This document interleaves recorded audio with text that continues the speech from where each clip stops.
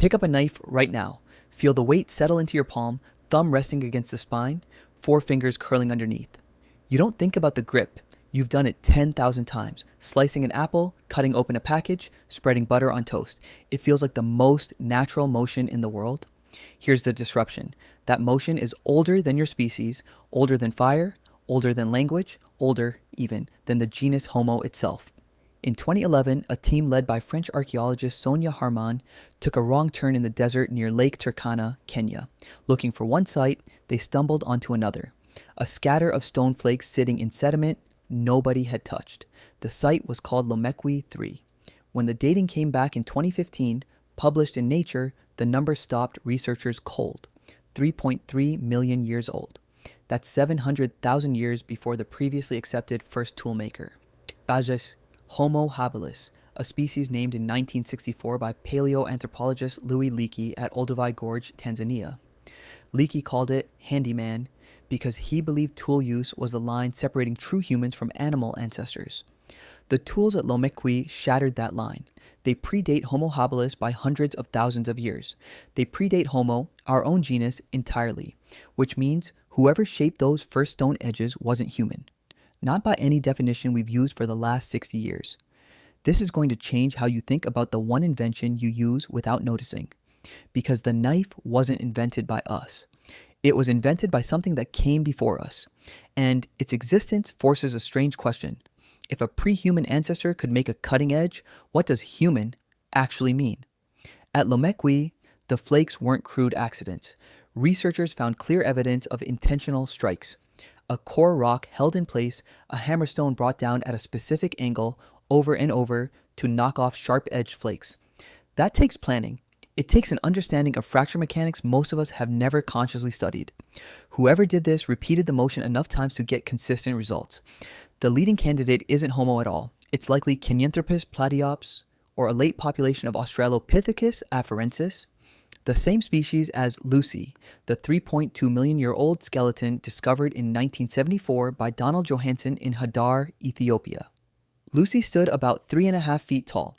Her brain was roughly a third the size of yours. And something built like her, or very close to her, may have been the first creature on Earth to deliberately turn stone into a blade. Not a bigger-brained ancestor, not a species we'd recognize. Something smaller, older, and far less evolved than the version of prehistory most of us picture. But here's where it gets stranger. For almost 2 million years after those first stone flakes appeared at Lomekwi, the knife barely changed. That sounds impossible. Your world transforms every few years. New phones, new cars, new technology. But for your ancestors, a successful design could survive for hundreds of thousands of years. In 1976, archaeologist Glyn Isaac studied stone tools from East Africa and noticed something unusual. The same basic cutting flakes appeared across enormous stretches of time. Different generations, different climates, different landscapes, yet the idea remained almost identical. That tells you something important. The first knife was never meant to be elegant. It only had one job: to cut. Imagine standing beside the carcass of a zebra on the plains of East Africa around 2.5 million years ago. Lions have already eaten. Hyenas are circling. You don't have minutes, you have seconds. Without a sharp edge, thick animal skin is nearly impossible to open using your hands alone. Human fingernails are too weak. Your canine teeth are too small. Compared with most predators, your body is poorly equipped for tearing flesh. A single sharp flake changes everything. It slices through hide. It separates muscle from bone. It scrapes fat. It cuts tendons. It removes meat before larger predators return. Suddenly, your ancestors aren't competing with lions by strength. They're competing with speed. Archaeological sites from Gona, Ethiopia, dated to around 2.6 million years ago, preserve exactly this story. Stone flakes lie beside animal bones, marked with long, straight cut marks impossible to make with teeth. Paleoanthropologist Tim White and his colleagues showed that these cuts were made before many carnivores reached the carcasses. That means early humans, or their close relatives, weren't just scavenging leftovers. Sometimes they got there first, and the knife did something even more important than feeding them. It fed their brains. In 1995, biological anthropologists Leslie Aiello and Peter Wheeler proposed what became known as the expensive tissue hypothesis. The idea was surprisingly simple. Brains consume extraordinary amounts of energy. Today, your brain makes up only about 2% of your body weight, yet it uses roughly 20% of all the calories you burn at rest. That energy has to come from somewhere. Raw meat contains dense calories and nutrients that are much easier to digest than many wild plants. A sharp stone blade made it possible to access marrow hidden inside bones, strips of fat beneath thick skin, and organs packed with vitamins that would otherwise remain inaccessible. The knife didn't simply make eating easier, it made high quality food available on a scale never seen before.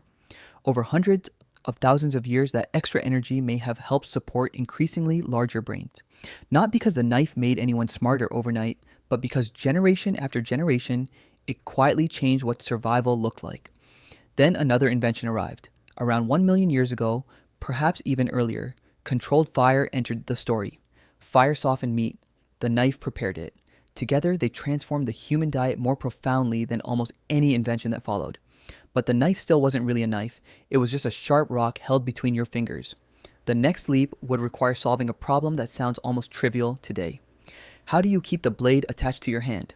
That simple question would reshape hunting, warfare, craftsmanship, and eventually every kitchen on Earth. For more than 2 million years, every cut began the same way. You picked up a sharp stone.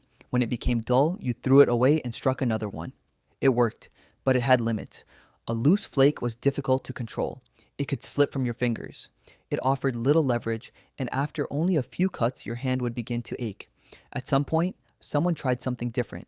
Instead of holding the stone directly, they attached it to a handle. No one knows who that person was. Their name disappeared hundreds of thousands of years before writing existed. But the evidence remained. At sites across Africa dating to roughly 500,000 to 300,000 years ago, archaeologists have found stone points bearing microscopic traces of tree resin, plant fibers, and wear patterns consistent with hafting, the process of fastening a stone blade to a wooden handle. Later discoveries at places like Schoningen, Germany, and Katupan, South Africa, showed that early humans had learned to combine multiple materials into a single tool. That sounds ordinary. It wasn't. A handled knife is more than a sharper cutting edge. It's a machine. It requires planning days in advance. You need suitable stone, straight wood, sticky resin collected from specific trees, sometimes charcoal or beeswax, fibers strong enough to bind everything together. Then you have to assemble it in the correct order. If one piece fails, the entire tool fails. This wasn't just craftsmanship, it was engineering.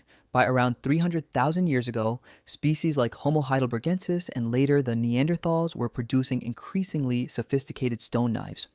At sites across Europe and Western Asia, archaeologists have uncovered blades carefully shaped from prepared stone cores using the Levallois technique, a method requiring remarkable foresight. Instead of striking random flakes, the maker first shaped the entire stone so that one final blow produced a blade of the desired size. The knife now existed in the maker's mind before it existed in the stone. That ability to imagine an object before creating it is one of the defining features of modern human thinking. Then came another revolution. Metal. Around 3300 BCE, people in regions such as Mesopotamia and ancient Egypt began shaping copper into blades. The real breakthrough came around 3000 BCE when craftspeople discovered that mixing copper with tin created bronze. Bronze knives were stronger, sharper, more durable. Later, beginning around 1200 BCE, iron spread across much of Eurasia. Eventually, steel replaced it for the finest blades, allowing knives to stay sharp through thousands of cuts. Yet, despite millions of years of innovation, the basic idea never changed. A hard edge meets a softer material. Everything else is refinement. Today, you probably own several knives: a chef's knife, a pocket knife, a utility knife. You use them without thinking because they feel ordinary. But every time your hand closes around a handle, you're repeating a movement that began 3.3 million years ago beside an ancient lake in Kenya. Long before cities, before farming, before our own species even existed. The knife wasn't simply one of humanity's first inventions. It was one of the inventions that helped make humanity possible. And that means the next time you slice a piece of fruit or open a cardboard box, you're not just using a modern tool. You're finishing a motion that began millions of years before anyone could have called themselves human.